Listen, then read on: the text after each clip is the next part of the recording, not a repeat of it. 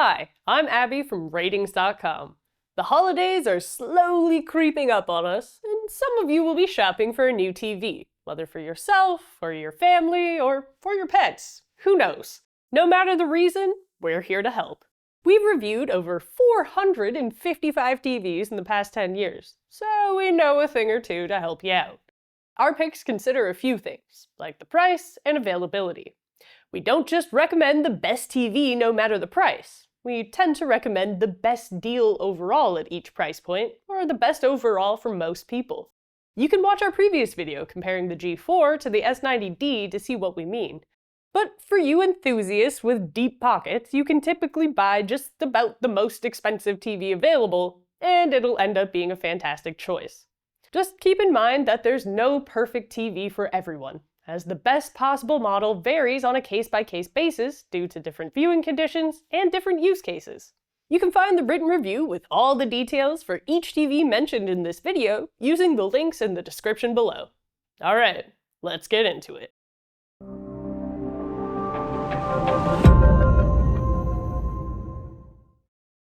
The best TV for most people is the Samsung S90D OLED.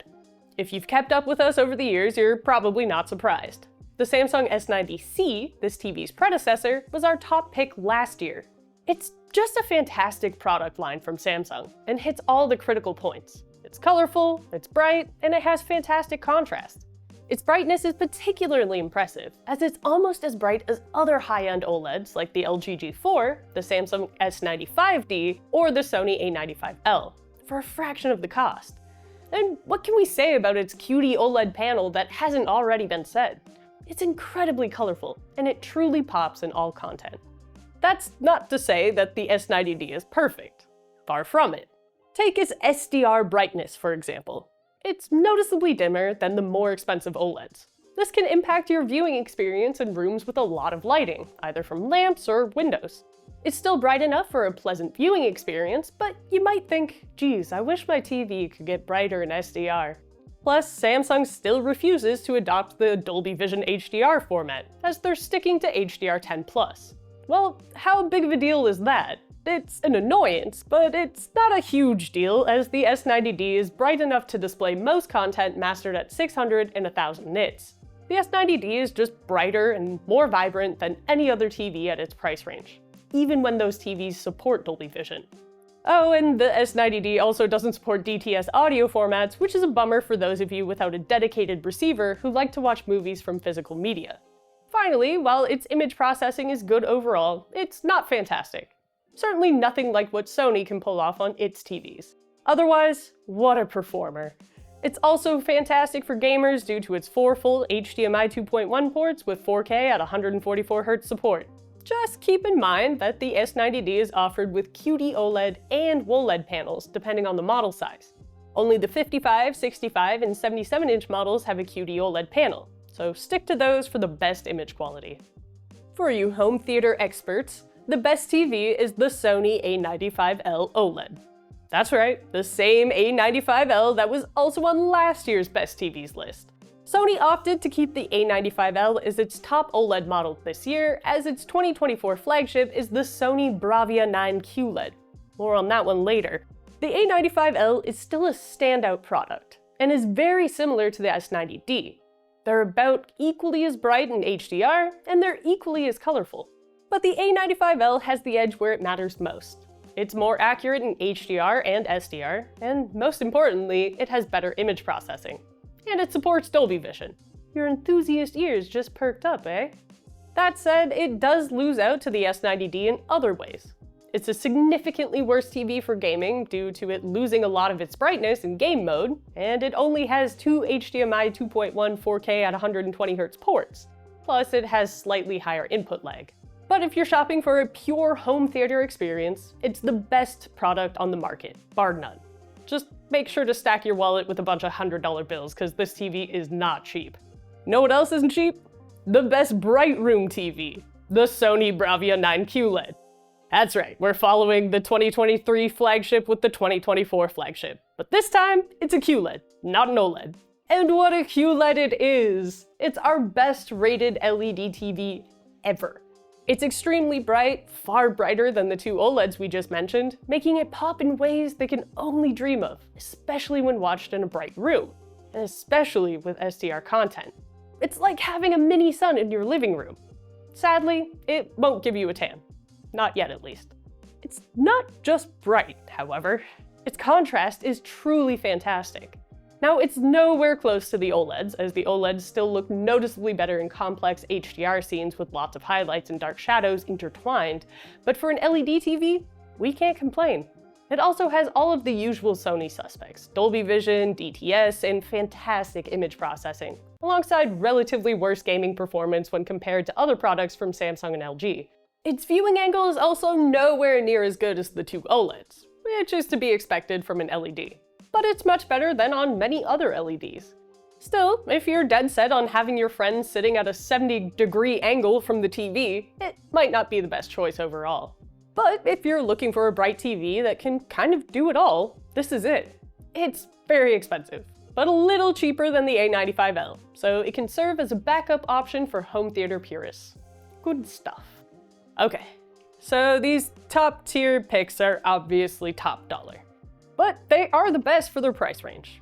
If you want to spend a little less, LG's got you, as they have an OLED at every price point. Case in point, the LG B4. It's a fantastic TV, and it's even more accurate with slightly better image processing than the Samsung S90D. It's also just as bright in SDR. We love it when you get more for less. Sadly, in other ways, you also get less for less with the B4. I know, what a surprise, right? First, it's noticeably dimmer in HDR than the S90D. Plus, while it's equally as bright in SDR, its reflection handling is a bit worse than the Samsung. So overall, turn down the lights when you're using the B4 for the best possible experience. The B4 is a colorful TV, but it's nowhere near as colorful as the S90D, and it struggles with displaying bright, punchy colors due to its lower HDR peak brightness. Finally, its viewing angle, while excellent, is narrower than what we're used to on OLEDs. For gamers, it's a fantastic choice, as it has the usual OLED suspects: near instant response time and low input lag. Sadly, this TV can only do 4K at 120Hz on its 4 HDMI 2.1 ports, which is a step down from the S90D and the LG C4's 4K at 144Hz performance. Hey, at least the B4 supports Dolby Vision and DTS audio formats, unlike the Samsung. Ultimately, if you're looking to save some money, the LG B4 is one heck of a choice. What's that? You want to save even more money? Or you don't want an OLED? We got you. Meet the Hisense U7N, the best lower mid-range TV of 2024. We just love this TV. It's cheaper than the LG B4, yet it somehow delivers truly great performance regardless of the viewing conditions. We have your attention now, yeah? It's truly one of the best bang-for-your-buck TVs on the market. First, its contrast is excellent, with a pretty good local dimming feature without too much blooming or overly visible lighting zone transitions. Yeah, we know its contrast is nowhere near the B4's, but it's impressive for an LED TV at this price point. It's also very bright in HDR and SDR, and it looks truly impressive even in well-lit rooms, especially with that excellent reflection handling. It even has good image processing, although there's some noticeable banding in some colors, especially dark grays and greens, but for that price, we can't complain. It's certainly not perfect. While its HDR accuracy is fantastic, its out-of-the-box SDR accuracy is just passable. If you really care about SDR image accuracy, you'll likely want to calibrate the TV. It also has the dreaded LED viewing angle, meaning it's inadequate overall. Like many LEDs, this really isn't a good TV to buy if you want to host large viewing parties, as your guests will see a degraded image. But at least the TV supports Dolby Vision, HDR10+, and DTS audio formats. And if you're a gamer, you can get 4K at 144Hz support on 2 of its HDMI ports. 144Hz support on a TV at this price point is amazing. It has a very fast response time and very low input lag too. Overall, the U7N is one heck of a deal and is likely the best TV for anyone who wants a good, fully featured TV, but doesn't want to pay a ton of money for it. So now we're getting into the budget territory. And there's still some very satisfying options here. Plus, you'll still have enough money left over for a night out on the town should you not want to spend time in front of your TV, which is always welcome. The best budget TV is the Hisense U6N. As good as this TV is, this is where we start losing features, although nothing important if you're not a gamer. If you are a gamer, then you're losing 120Hz support on this TV as it's limited to 4K at 60Hz on all of its ports. Yeah, that's tough, but you are paying less after all. Aside from that, this TV is a tremendous performer. Its contrast is almost as good as the U7N, and its local dimming feature is also nearly as good, with the U7N having a slight edge in lighting zone transitions. That's kind of where the good news ends though, as otherwise the U6N is a noticeable step down from the U7N. Its HDR brightness is alright, good enough for highlights to stand out in a dark room, but it won't blow your socks off.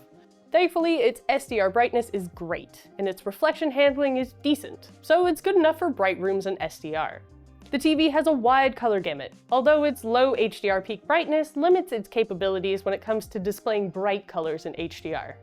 It's also not very accurate out of the box in SDR, even less so than the U7N.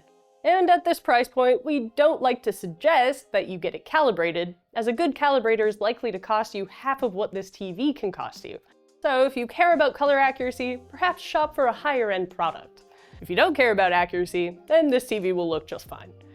Its viewing angle is inadequate, so stay away from wide seating arrangements, and unfortunately it doesn't clean up any compression artifacts when watching low quality content. At this price point, none of those faults are deal breakers. It's a tremendous product, and that contrast alone is amazing for its price point.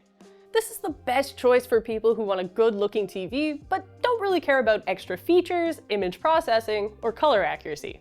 Let's end on a high note. The U6N supports Dolby Vision, HDR10+, and advanced DTS audio formats. You're welcome. If you just want a screen that can play Netflix, and you don't need any fancy features, and you just need a cheap, good-looking TV, then you need the Roku Select series. The Roku is the only TV on this list to not have local dimming. Technically, OLEDs don't either, but their technology does end up acting like a perfect local dimming feature. Still, the Roku's contrast is okay overall, leading to deep blacks if no bright highlights are on screen. With highlights present, the blacks are noticeably raised. No local dimming does mean no blooming and no visible lighting zone transitions, so at least you get that. Otherwise, the TV doesn't perform as well as the other models. It has noticeably lower peak brightness in HDR and SDR, and it isn't as colorful. But it has things that the U6N doesn't have. Namely, it's much more accurate in SDR, and it has, surprise, a wider viewing angle than even the U7N. This makes it, outside of the Bravia 9, the best LED on this list for those of you who want to host large parties. Imagine that! At least the TV supports HDR10+, although the TV really isn't bright enough in HDR for an immersive HDR experience. It also doesn't pass through advanced DTS audio formats. For gamers, it's also pretty good, as it has a fast response time with low input lag. You're limited to 60Hz, however, without VRR, but still, gamers have been gaming at 60Hz without VRR for a long time, so that won't stop you from having fun. Overall, yes, you're losing out on performance and features by going for the Roku Select series, but you're also saving a ton of money. Well, that's it for the best TVs to buy in 2024. This isn't an exhaustive list, and there are a lot of great TVs that we haven't mentioned, like the amazing LG G4, the matte Samsung S95D, and TCL's entire lineup. Sorry, TCL fans. Also, stay tuned for Panasonic's return to North America. Who knows, we might need to revise this list once we've reviewed them. You can also visit our website for other recommendations, like the best gaming TVs or the best HDR TVs. So, which TV is the one for you? Do you agree or disagree with some of our picks? Let us know in the comments below, and don't forget to hit that subscribe button. Until next time, I'm Abby from Rtings.com, where we help you find the best product for your needs. That was bad. Yeah. There we go. That peaked.